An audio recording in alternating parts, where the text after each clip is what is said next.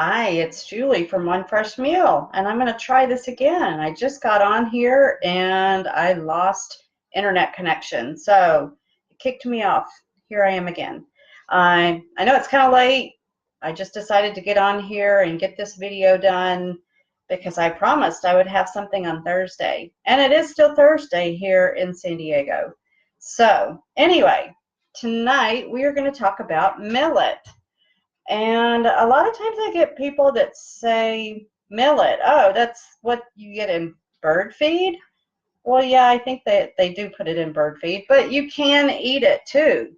And it's a really good, nutritious grain that actually, I think maybe it's a seed and not a grain. But if you have gluten issues or celiac or gluten sensitivity, millet is a great substitute for using wheat products. And I like it because I get tired of having rice all the time, so I like to use it as an alternative to rice.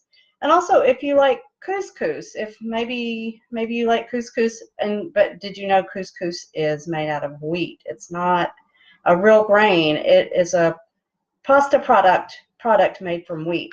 But this is very similar. I'm going to see if I can get this up here close enough for you to see. Can you see those? The little bitty grains. They have about the same look. Can't see it in my fingers. They have about the same look as couscous. They don't cook quite as fluffy as couscous, but it's very similar. So the way that I like to cook the millet is just like you would cook rice. So it's 1 part millet to 2 parts of water. And if you want to make it like a porridge, some parts of the world, they eat it like porridge. You would add more water, so probably 1 part millet to 3 parts of water. But when I cook it, it's still very, let me see if I can show you this. Maybe I'll put it in this bowl. I'm going to dump this back in here, and I'll put it in the bowl so I can hold it up for you to see. There.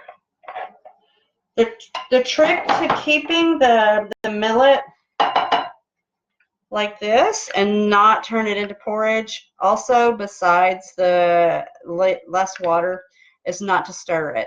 So just make sure that you're not stirring it while it's cooking. So you can see you've got that. So this is really good. I actually wanted to cook this because I'm going to be making veggie burgers, and I use millet in my veggie burgers. I don't put any kind of wheat product in it. No oats, no bread, no egg. So it's completely plant-based and no gluten. Anyway, you will probably see that tomorrow because I'm planning to do a Facebook Live on that.